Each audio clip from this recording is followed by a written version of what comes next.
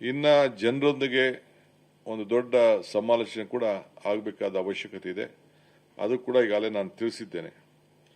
ಒಟ್ಟು ಇದ್ರ ಜೊತೆಗೆ ಒಂದು ದಿನ ಪ್ರತ್ಯೇಕವಾಗಿ ಮುಂದಿನ ತಿಂಗಳು ಏನು ನಮಗೆ ಟೈಮಿಂಗ್ ಇದೆ, 2 ತಿಂಗಳೊಳಗಡೆ ನಾವು ಕಳಿಸ್ಬೇಕು ಅಂತ ಇದೆ, ಅಬ್ಜೆಕ್ಷನ್ ಕೊಡಬೇಕು ಅಂತ ಇದೆ. ಅಷ್ಟರೊಳಗಡೆ 1 ಡೇ ಸ್ಪೆಷಲ್ ಸೆಷನ್ ಅನ್ನ ಬರೀ ಪಶ್ಚಿಮ ಘಟ್ಟಕದಿಂದ ನಮ್ಗೆ ಆಗ್ತಾ ಇರೋಂಥ ತೊಂದರೆ, ಪರಿಸರ ಸೂಕ್ಷ್ಮ ಪ್ರದೇಶದಿಂದ ಕೇಂದ್ರ ಏನು ಅಧಿಸೂಚನೆ ಹೊರಡಿಸಿದೆ ಅದ್ರ ಬಗ್ಗೆ ವ್ಯಾಪಕವಾಗಿ ಚರ್ಚೆ ಮಾಡಬೇಕು ಅಂತೇಳಿ ಮಾಡಿ ಅಸೆಂಬ್ಲಿಯಲ್ಲಿ ಒಂದು ರೆಸಲ್ಯೂಷನ್ ಮಾಡಿ ಕೇಂದ್ರ ಸರ್ಕಾರಕ್ಕೆ ಕಳಿಸಬೇಕು ಅಂತ ಕೂಡ ಇದೆ. ಇದು ಯಾಕೆಂದರೆ ಇದು ಪಕ್ಷಾತೀತವಾಗಿ ನಮ್ಮ ರಾಜ್ಯಕ್ಕೆ ಮತ್ತು ಪ್ರದೇಶಗಳಲ್ಲಿ ಎಲ್ಲರೂ ಕೂಡ ಇದು ಬಹಳ ಆತಂಕ ಇದೆ. ಅದಕ್ಕೆ ಅಸೆಂಬ್ಲಿಯಲ್ಲೇ ಕೂಡ ಅವರ ಅಭಿಪ್ರಾಯಗಳು ಕೂಡ ತೆಗೆದುಕೊಳ್ಬೇಕು ಅಂತ ಹೇಳಿ ನಾವು ತೀರ್ಮಾನವನ್ನು ಮಾಡಿ ಒಂದಿನ ನಾನು ಒಂದು ಸ್ಪೆಷಲ್ ಸೆಷನ್ ಅನ್ನ ಈ ವಿಚಾರದಲ್ಲಿ ಕರೆಯೋನಿದ್ದೇನೆ. ಸೊ ಅದರಿಂದ ಈಗ ಜೊತೆಗೆ ಎಲ್ಲ ಶಾಸಕರ ಬೇಡಿಕೆಗಳಿಗೂ ಕೂಡ ನಾನು ಆಹ್ವಾನಿಸಿದ್ದೇನೆ. ಅವರು ಅನೇಕ ಅಭಿವೃದ್ಧಿ ಬಗ್ಗೆ ಅವರು ಚರ್ಚೆ ಮಾಡಿದ್ದಾರೆ. ಆ ಕ್ಷೇತ್ರಕ್ಕೆ ಏನೇನಾಗಬೇಕು ಅಂತ ಹೇಳಿದ್ದಾರೆ.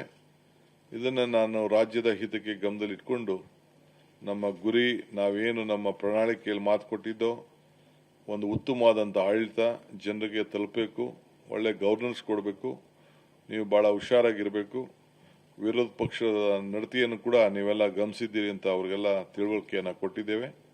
ಸೊ ನಾವು ರಾಜ್ಯದ ಹಿತಕ್ಕೆ ಈಗಾಗಲೇ ತಮಗೆಲ್ಲ ಗೊತ್ತಿದೆ, ಈಗಾಗಲೇ ನಮ್ಮ ರಾಜ್ಯದ ಏನು ಚರ್ಚೆ ಕೂಡ ಮಾಡದೆ ಬಂಡತನ ಮಾಡಿಕೊಂಡು ನೋಟಿಸು ಕೊಡದೆ ಅಸೆಂಬ್ಲಿನ ನಡೆಸೋಕ್ಕೆ ಬಿಡದೆ ನಾವು ಇದನ್ನು ಅಸೆಂಬ್ಲಿನೇ ಮುಟುಕು ಮಾಡಬೇಕಾದಂಥ ಪರಿಸ್ಥಿತಿ ಬಂತು. ಈ ಹಿನ್ನೆಲೆಯಲ್ಲಿ ಇವತ್ತು ಅನೇಕ ಚರ್ಚೆಯನ್ನು ನಾವು ಮಾಡಿದ್ದೇವೆ. ಸೊ ಟೈಮ್ ವೇಸ್ಟ್ ಮಾಡ್ಕೊಳ್ಳೋದು ಬೇಡ ಅಂತೇಳಿ ಶಾಸಕರನ್ನೆಲ್ಲ ಮುಂದೆ ನಾನು ಕರಿಬೇಕು ಅಂತಿದ್ದೆ.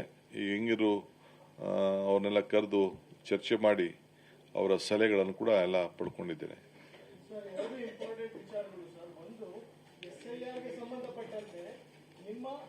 ಸರ್ಕಾರದ ನಿಲುವಳಿ ಹಾಗಾದ್ರೆ ಲೀಗಲಿ ಅದು ಸ್ಟ್ಯಾಂಡ್ ಆಗುತ್ತೆ ಅನ್ನೋದೊಂದು, ಯಾಕಂದ್ರೆ ಎಲೆಕ್ಷನ್ ಕಮಿಷನ್ ತಂದೇ ರೀತಿಯಾದಂತಹ ರೀಸನ್ಗಳನ್ನು ಕೊಟ್ಟಿದೆ. ಸೆಕೆಂಡ್, ಕಸ್ತೂರಿ ರಂಗನ್ ರಿಪೋರ್ಟ್ಗೆ ನಿಮ್ಮ ಒಂದು ಡಿಸಿಷನ್ ಆಲ್ರೆಡಿ ಆಗಿದೆ, ಆದ್ರೂ ಕೂಡ ಸೆಂಟ್ರಲ್ ಗವರ್ನಮೆಂಟ್ ಬೇರೆ ರೀತಿ ಇದನ್ನ ಇಂಪೋಸ್ ಮಾಡುವಂತ ಪ್ರಯತ್ನಗಳನ್ನು ಮಾಡ್ತಿಲ್ಲ. ಈಗ SIR ವಿಚಾರದಲ್ಲಿ ನಾನು ವಿಭಿನ್ನವಾದಂಥ ಅಭಿಪ್ರಾಯನ ವ್ಯಕ್ತಪಡಿಸಿದ್ದೇನೆ. ನಾನು SIRಗೆ ಎಲೆಕ್ಷನ್ ಕಮಿಷನ್ ಏನು ಬೇಕಾದ್ರೂ ಮಾಡಲಿ, ನಾನು ಒಬ್ಬ ರಾಜ್ಯದ ಮುಖ್ಯಮಂತ್ರಿಯಾಗಿ ನಮ್ಮ ಸರ್ಕಾರ ನಾವು ಎಲ್ಲ ಮತದಾರರ ಹಕ್ಕನ್ನು ಉಳಿಸಬೇಕು, ಆ ಹಕ್ಕು ಕಳ್ಕೊಳ್ಬಾರ್ದು. ಆ ದೃಷ್ಟಿಯಿಂದ ಜನರಿಗೆ ಜಾಗೃತಿ ಮೂಡುವಂಥ ಕೆಲಸವನ್ನು ನಾವು ಪ್ರಾಮಾಣಿಕವಾಗಿ ನಾವು ಮಾಡ್ತಾ ಇದ್ದೇವೆ. ನಮಗೆ ಮತದಾರ ಹಕ್ಕು ಉಳಿಬೇಕು. ಅವನು ಓಟ್ ಯಾರಿಗೆ ಬೇಕಾದ್ರೂ ಹಾಕೊಳ್ಳಿ, ಅದು ಮುಖ್ಯ ಅಲ್ಲ.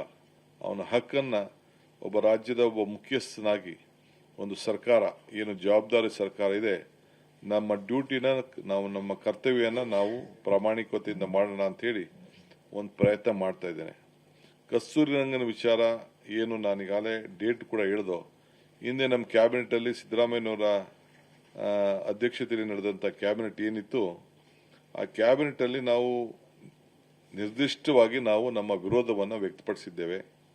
ಇದನ್ನು ನೀವು ಈ ಸೂಕ್ಷ್ಮ ಪ್ರದೇಶದಿಂದ ನಮಗೆಲ್ಲ ತೊಂದರೆ ಆಗ್ತದೆ ಅಂತೇಳಿ ನಾವು ರೆಸಲ್ಯೂಷನ್ ಮಾಡಿ ಕಳಿಸಿದ್ದೇವೆ. ಸೊ ಆದರೂ ಕೂಡ ಇವತ್ತು ಅವರು ನಮಗೆ ಏನು ಗಣನೆ ತೆಗೆದುಕೊಳ್ಳದೆ ಮಾಡಿದ್ದಾರೆ.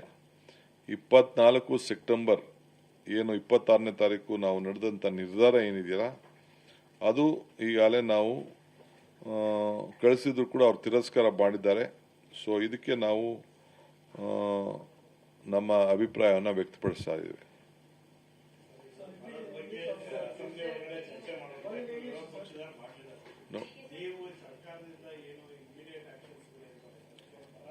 ನಾನು ಅದನ್ನೇ ಹೇಳ್ತಾ ಇದ್ದೀನಲ್ಲ, ವಿರೋಧ ಪಾರ್ಟಿಯವ್ರಿಗೆ ಬಡವ್ರ ಬಗ್ಗೆ, ಬರದ ಬಗ್ಗೆ, ನೀರಾವರಿ ಬಗ್ಗೆ ಏನು ಆಸಕ್ತಿ ಇಲ್ಲ. ಅವರಿಗೆ ರಾಜಕಾರಣ ಬೇಕು. ಅದಕ್ಕೆ ನಾವು ಈ ಅಸೆಂಬ್ಲಿಯಲ್ಲಿ ಚರ್ಚೆ ಆಗಲಿ ಅಂತಿದ್ದೋ, ಈಗಿಲ್ಲ. ಈಗ ಯಾವುದಾದ್ರು ಬರ ತಾಲೂಕು ಅಂತೇಳಿ ಇದನ್ನ ತೀರ್ಮಾನ ಮಾಡಿದ್ದೇವೆ.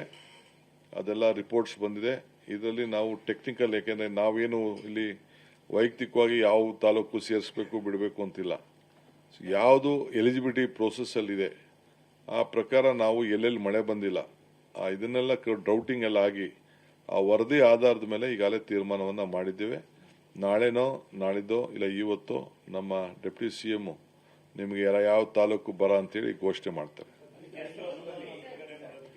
ಈಗಾಗಲೇ ನಾನು ಒಂದೊಂದು ಕ್ಷೇತ್ರಕ್ಕೆ ಕುಡಿಯೋ ನೀರಿಗೋಸ್ಕರ 1 ಕೋಟಿ ಬಿಡುಗಡೆ ಮಾಡಿದ್ದೇನೆ. ಇದಲ್ಲದೆ ಇನ್ನ ಸುಮಾರು ಹೆಚ್ಚು ಕಮ್ಮಿ ಒಂದು 100 ಕೋಟಿಗೂ ಹೆಚ್ಚು ಡೆಪ್ಟಿ ಕಮಿಷನರ್ಸ್ ಅಕೌಂಟಲ್ಲಿ ನಾವು ಎಕ್ಸ್ಟ್ರಾ ಇಟ್ಟಿದ್ದೇವೆ, PD ಅಕೌಂಟಲ್ಲಿ ಇಟ್ಟಿದ್ದೇವೆ. ಸೊ ಅದು ಕೂಡ ಎಮರ್ಜೆನ್ಸಿಗೆ ಯಾರು ಬೇಕಾದ್ರೂ ಆ ಜಿಲ್ಲೆಯಲ್ಲಿ ಸಂಬಂಧಪಟ್ಟವ್ರಿಗೆ ಅವ್ರಿಗೆ ಅಧಿಕಾರ ಇದೆ. ಅವರು ಕಮಿಟಿ ಅಧ್ಯಕ್ಷರು ಇರ್ತಾರೆ, ಶಾಸಕರು, ಅವರು ಅದನ್ನು ನಿರ್ವಹಿಸಲಿಕ್ಕೆ ಅವ್ರಿಗೆ ಎಲ್ಲ ಥರದ ಮಾರ್ಗದರ್ಶನವನ್ನು ಕೊಟ್ಟಿದ್ದೇವೆ.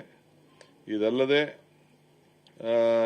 ಇದು ಮೆಮೊರಂಡಮ್ ಕೊಡಬೇಕು, ಅದಕ್ಕೂ ಕೂಡ ನಾವೀಗಾಗಲೇ ಸಿದ್ಧತೆಯನ್ನು ಮಾಡ್ತಾ ಇದ್ದೀವಿ. 1 ವಾರದಲ್ಲಿ ಡಿಕ್ಲೇರ್ ಮಾಡಿದ ತಕ್ಷಣ ಅದನ್ನು ಒಂದು ಟೈಮ್ ತೆಗೆದುಕೊಂಡು ಹೋಗಿ ಬರ್ತೇವೆ. 102 ತಾಲೂಕಲ್ಲಿ ಈಗಾಗಲೇ ಗ್ರೌಂಡು ಟ್ರೂತ್ ಕಂಪ್ಲೀಟ್ ಆಗಿದೆ. ಇದನ್ನು ಡ್ರಾಟ್ ಎಫೆಕ್ಟ್ ನೋಟಿಫಿಕೇಶನ್ ಕೂಡ ಸದ್ಯದಲ್ಲೇ ಬಿಡುಗಡೆ ಆಗ್ತದೆ.